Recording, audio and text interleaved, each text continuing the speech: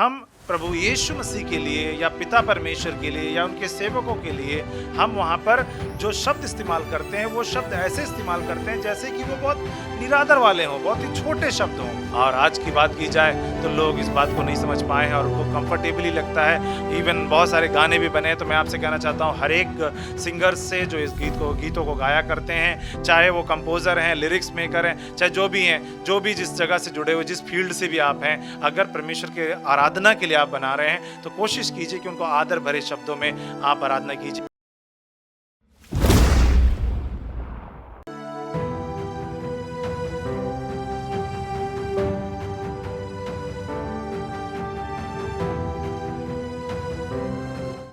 Hallelujah, प्रभु यीशु मसीह की जय। आशा है मेरी कि आप सब आशीषित होकर बढ़ रहे होंगे प्रभु यीशु मसीह में। आज हम आपसे बात करने जा रहे हैं एक इम्पॉर्टेंट विषय में, जो कि हम लोग उसे कई बार नज़रअंदाज करके रह रहे हैं क्योंकि उसको कभी हमने गौर ही नहीं किया। आज उस विषय के ऊपर बात करने जा रहे हैं, अर्थात परमेश्वर को आदर देना शब्दों से। क्योंकि आज हम जितने भी जीवन में बहुत सी बातों को करते हैं, प्रार्थनाएं करते हैं, गीतों को गाते हैं, उनमें बहुत सी बातें हमारे जीवन में आती हैं और उनको लेकर हम ये नहीं समझ पाते कि हम परमेश्वर को आदर भरे शब्द से बोलते हैं या नहीं। अब आप कह रहे होंगे कि आदर देना नहीं देना, मैं तो इतने सालों से प्रार्थना कर रहा हूँ, मैं बहुत सी प्रार्थनाएं करता हूँ, बड़े बड़े काम होते हैं, सब कुछ होते हैं, अब इसमें आदर की कहाँ से बात आ गई। आदर की बात आपको बताऊं, आदर और निरादर क्या है। आइए मेरे साथ निकालेंगे मलाकी की पुस्तक, उसका 1 अध्याय पद 6 से लेकर मैं आपके बीच में पढ़ना चाहूंगा। यहाँ पे लिखा हुआ है कुछ बात, उसको मैं आपके बीच में रखूंगा। मलाकी रचित सुसमाचार में जब हम 1 अध्याय से 6वें पद में पढ़ते हैं तो यहाँ कुछ इस प्रकार लिखा है, पुत्र पिता का और दास स्वामी का आदर करता है। यदि मैं पिता हूं तो मेरा आदर कहाँ है, और यदि मैं स्वामी हूं तो मेरा भय मानना कहाँ है। सेनाओं का यहोवा तुम याजकों से भी जो मेरे नाम का अपमान करते हैं यही बात पूछता है। हालेलुया। बाइबल यहाँ पे बोल रही है कि पुत्र पिता का आदर करता है और दास स्वामी का आदर करता है, और यदि अगर मैं पिता हूं तो मेरा आदर कहाँ है, यदि मैं स्वामी हूं तो मेरा भय मानना कहाँ है। अब यहाँ आप इस पद का तमाम प्रकार का अलग अलग टीचिंग है, तमाम प्रकार की इसमें अलग अलग बातों से आपने इसको पढ़ा होगा, सीखा होगा, प्रभु के इन वचन से जाना होगा। लेकिन आज इस जगह से परमेश्वर का आत्मा जो मुझे बात किया मैं आपके बीच में रखना चाहता हूँ। आज से कहा जाए तकरीबन 15 साल होने को आ चुके हैं। 15 साल से हम इस चीज़ में हैं और 15 साल पहले परमेश्वर ने एक चीज़ हमें दी थी कि मेरे नाम का आदर होना चाहिए। और हम आदर करते हैं लेकिन कुछ चीज़ों में गड़बड़ कर जाते हैं, जैसे कि वो ये है कि हम नहीं जान पाते कि उनको कहाँ पर शब्दों में कैसे बोलना है। विशेषकर अगर हम बात करें तो हिंदी भाषा में, अगर हिंदी भाषा की बात करें तो हिंदी भाषा में क्या है कि हम प्रभु यीशु मसीह के लिए या पिता परमेश्वर के लिए या उनके सेवकों के लिए हम वहाँ पर जो शब्द इस्तेमाल करते हैं वो शब्द ऐसे इस्तेमाल करते हैं जैसे कि वो बहुत निरादर वाले हों, बहुत ही छोटे शब्द हों।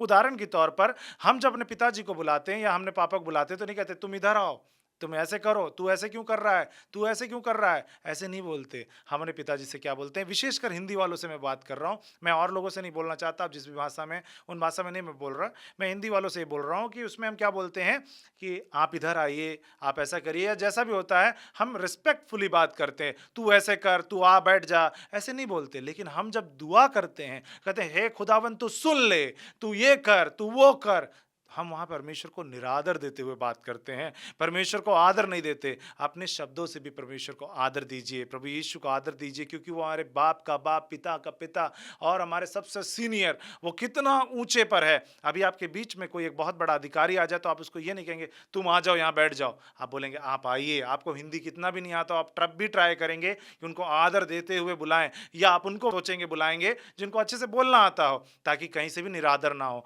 तो मैं आपसे भी कहना चाहता हूँ प्रियो कि आदर भरे शब्दों में परमेश्वर की आराधना कीजिए, आपको आशीष ज्यादा मिलेगी, आपको परमेश्वर का जो फेवर है वो ज्यादा प्राप्त होगा, जिससे आप ये जान पाएंगे कि हाँ मैं प्रभु को कितना आदर दे के बाद आपको एक रिस्पेक्ट पता चलेगी पुत्र और पिता वाली। आपको पता चलेगी कि आप पिता से बात कर रहे हो और आप पुत्र हो, वो महसूस होगा क्योंकि आप उस जगह से बात करेंगे। बहुत से लोग कहते हैं कि वो दोस्त है, यार है, तो इसलिए हम ऐसे बोल रहे हैं। लेकिन मैं आपसे पूछना चाहता हूँ, आप में से कितने लोग हैं जिनके दोस्त एक बड़े बड़े जगह पे हैं, हो सकता है आप में से बहुत सारे लोग एक अच्छे पोस्ट पर होंगे, एक अच्छे अधिकारी होंगे, एक अच्छे पोस्ट पर होंगे, एडमिन पोस्ट पे होंगे, तो क्या जो आपका दोस्त है वो उसी रीति से आपसे बात कर पाता है? वो भी रिस्पेक्ट में बोलता है और भाई दोस्त क्या हाल है, आप आइए मेरे घर आइए, ऐसे करके बोलता है। वो वैसे रफ लैंग्वेज में नहीं बोल पाता, क्योंकि ओहदा बड़ा है, रिस्पेक्ट बड़ी है, इज्जत बड़ी है। मैं आपसे कहना चाहता हूं मेरे प्रियो, उसी प्रकार आप भी समझिए कि आपका जो दोस्त है,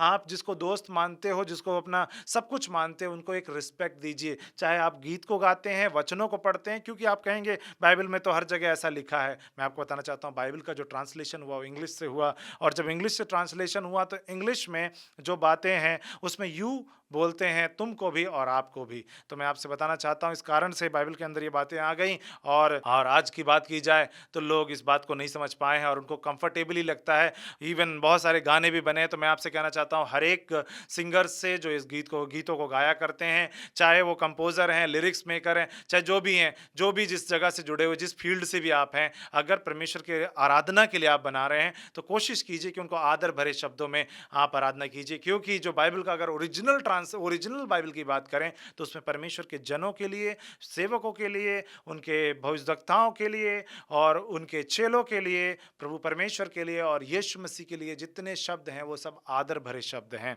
तो मैं आपसे कहूंगा प्रियो, आदर भरा शब्द होना चाहिए। क्यों प्रभु को हमें आदर देना चाहिए इसके विषय में आपको बता दूं। क्योंकि हम लोग किस प्रकार से और क्यों आदर देना चाहिए, क्योंकि हमें आत्मिकता रूप से बढ़ोतरी चाहिए, इसलिए हमें आदर देना चाहिए। और कैसे कैसे देना चाहिए? आत्मिकता और शरीर के द्वारा दोनों। लेकिन हम आत्मिकता के द्वारा तो करते हैं, शरीर के द्वारा क्या क्या बातें हैं इनके ऊपर हम बात करते हैं। हमारा स्वभाव और हमारा भाषा, ये दो अलग अलग चीजें हैं।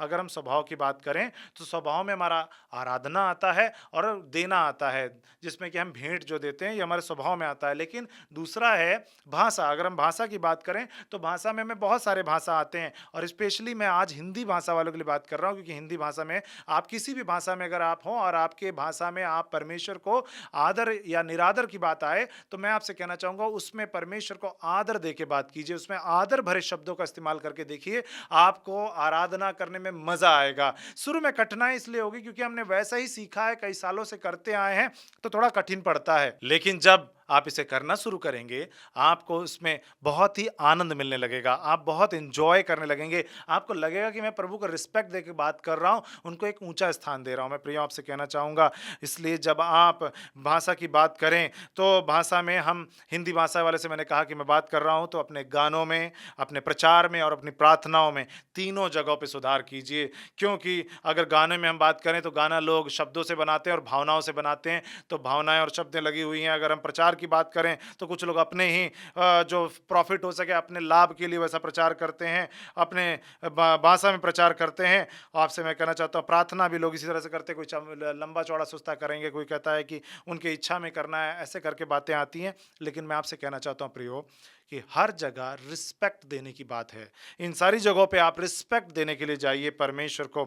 अगर विशेषकर मैं बात करूं गानों की, आज हमें गाना सुनना पसंद है, गीत भी गाते हैं, तो मैं कहूंगा गानों में सुधार कीजिए। और जो गीत आप गाते हैं, वर्शिप करते हैं, जैसे आप सोचते हैं कि परमेश्वर को कबूल होगी, स्वीकार होगी, मैं आपसे कहना चाहता हूं आप उन्हें आदर भरे शब्दों में आप बोलते हो कि मैं उनकी आराधना करने गया हूं, मतलब उनकी रिस्पेक्ट करने गया हूं, उनको मैं चढ़ावा चढ़ाने गया हूं। तो वो चढ़ावा जो होना चाहिए वो बहुत ही शुद्ध होना चाहिए, वो चढ़ावा जो होना चाहिए बहुत आदर भरा होना चाहिए, वो चढ़ावे में आप जो शब्द दें वो बड़े आदर वाले होने चाहिए। ये नहीं कि हम यीशु प्रभु के सामने जा रहे हैं, यीशु प्रभु को अपने घर पे बुलाए हैं, 2 या 3 लोग जमा होकर, और यीशु मसीह हमारे बीच में आए और करें और यीशु को हम उनको निरादर भरे शब्दों में बात करें, अच्छा नहीं लगेगा। प्रियो, मैं आपसे कहना चाहता हूं, अभी तक आपने जो भी प्रार्थनाएं की उनसे जैसे भी की, आपसे कहना चाहता हूं कि आप उन्हें आदर भरे शब्दों में प्रार्थना करके देखिए, उनसे आप करके बात करके शुरू कीजिए। जो हिंदी भाषा वाले लोग हैं, आपको रिजल्ट मिलेगा, उसका एक बड़ा रिजल्ट आपके बीच में होगा। अगर आप रिस्पेक्ट देकर प्रार्थना करना शुरू करेंगे, आपको उसका बहुत बड़ा रिजल्ट मिलेगा। क्योंकि जो आराधना है वो आराधना किस प्रकार की होनी चाहिए, उसमें केवल म्यूजिक नहीं होना चाहिए या केवल लिरिक्स है तो नहीं, दोनों मिक्स होकर एक गाना बनता है। और जब दोनों गाना बनता है तो कोई कहता है मैं फास्ट गाता हूँ, कोई कहता है स्लो गाता हूँ, कोई कहता है मैं बहुत ज़्यादा सांसारिकता वाला गाता है और बहुत ज़्यादा आत्मिकता वाला बनता है। तो मैं आपसे कहना चाहता हूँ प्रियो, हमें जो गीत हैं वो रिस्पेक्टफुली गाने हैं, आदर भरे शब्द होने चाहिए, उनमें आदर छिपा होना चाहिए परमेश्वर का। आप जो भी वर्ड लें, जहाँ पर भी गाने हैं, जैसे उदाहरण के तौर पर हम एक बहुत प्यारा सा गीत गाते हैं, जो गीत है कि आशीष तुमसे हम चाहते हैं हे स्वर्गीय पिता, हम आए हैं। तो वहाँ पर हम आशीष तुमसे चाहते गा रहे हैं, वहाँ पर हम गाएं आशीष आपसे चाहते हैं हे स्वर्गीय पिता, हम आपके पास आए हैं। ऐसे करके कोशिश करके देखिए, आपको मज़ा आएगा और आपको लगेगा कि मैं उन्हें पिता के जैसे दर्जा दे रहा हूँ, उन्हें पिता के एक स्वामी के जैसे बोल रहा हूँ। स्वामी तो बोलते हैं लेकिन शब्दों से नहीं, हम शब्दों से भी आदर करें, क्योंकि शब्द भी बहुत बड़ी चीज़ है, क्योंकि परमेश्वर ने शब्दों के द्वारा पूरी पृथ्वी की सृष्टि की। तो मैं आपसे कहना चाहता हूँ प्रियो, अपने शब्दों को सुधारिए, अपने शब्दों को परमेश्वर के लायक बनाइए, ताकि वो परमेश्वर को पसंद आए और वो परमेश्वर के करीब आपको लेकर आए और आपके रिश्ते को और मधुर बनाएं। यही हमारी सेवा एक बहुत बड़ा संकल्प है कि हम आपके बीच में लेकर आए, क्योंकि जब हमने सेवा शुरू की थी तब परमेश्वर ने हमें प्रकाशन दिया था कि मेरे नाम का आदर हो। इसलिए हमारी सेवा से जितने लोग जुड़े हैं और जो भी हमारे को जानते हैं, उन्हें पता होगा कि हम जब अपने आराधना करते हैं, हमारे यहाँ किसी भी आराधना में जो भी शब्द ऐसे हैं जिनमें प्रभु का आदर नहीं है, उन जगहों को हमने चेंज करके बस सही हिंदी इस्तेमाल किया है। हम ये नहीं कहना चाहते गाने गड़बड़ है, गाने गड़बड़ नहीं, गाने में जहाँ पे हिंदी सही करनी है वहाँ पे करेक्शन करके हिंदी को सही किया है और हिंदी को सही कर कर परमेश्वर के लिए आदर वाला बनाया है। ये जो प्रचार है किसी के विरोध में नहीं, परंतु परमेश्वर की आदर के लिए है। इसलिए आप इस बात को जानें कि परमेश्वर को रिस्पेक्ट देना है अपने शब्दों से भी, उनके लोगों को रिस्पेक्ट देना है शब्दों से भी। आज हम किसी पास्टर को स्टेज पे बुलाते हैं तो कहते हैं पास्टर साहब आप आइए, लेकिन जब यीशु मसीह की बात होती है तो कहते हैं तू आ मेरे बीच में, हे यीशु तू आ, है ना। लेकिन वैसे नहीं, यीशु मसीह आप आइए। हालेलुया।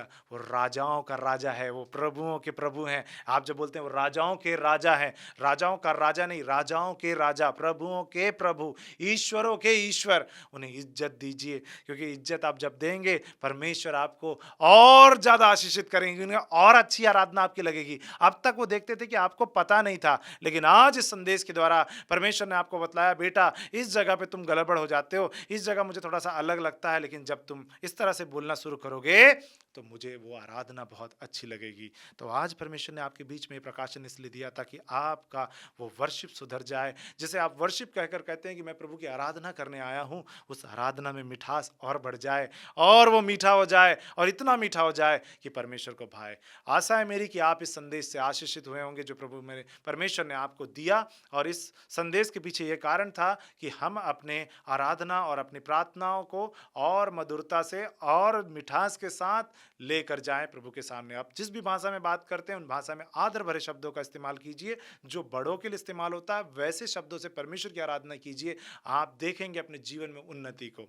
आइए हम प्रार्थना में जाएंगे। हे जीवित परमेश्वर, मैं प्रार्थना करता हूँ हर एक उन लोगों के लिए जिन्होंने इस वचन को सुना है, जिन्हें बहुत से लोग हैं जिन्हें समझ में नहीं आया होगा, ऐसे बहुत से लोग हैं जिन्होंने इस बात को समझ कर सोचा होगा हम इस पर इंप्लीमेंट करें। हे प्रभु परमेश्वर, होने दें जो इस वचन पे चलने वाले बनना चाहते हैं और चलकर प्रभु आपको आदर देना चाहते हैं और अच्छे रूप से उस वचन और प्रार्थना में और गीतों में और मिठास बढ़ाना चाहते हैं, अपने शब्दों को पवित्र और बहुत अच्छे अच्छे चुन चुन कर करना चाहते हैं। हे जीवित परमेश्वर, आदर भरे शब्दों को चुनने में मदद करें और उन्हें प्रैक्टिस करने में मदद करें, ताकि आपकी आराधना रिस्पेक्टफुली करें। जैसे बड़ों को हम आदर देते हैं वैसे आपको आदर दें। हे जीवित परमेश्वर, आपके नाम की महिमा स्तुति प्रशंसा होती रहे और हर एक जनों ने जो इस वचन को सुना है आशीषित किया जाए और इस वचन से प्रभु बहुत सारा लाभांश उनको मिलने पाए। उद्धारकर्ता यीशु मसीह से प्रार्थना मांगते हैं, आमीन और आमीन।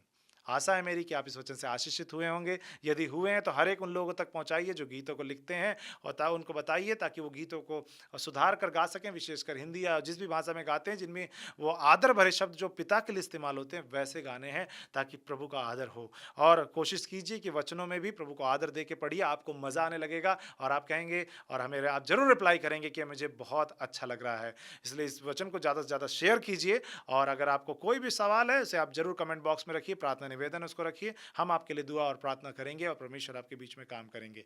परमेश्वर आप सभी को आशीषित करें, आमीन।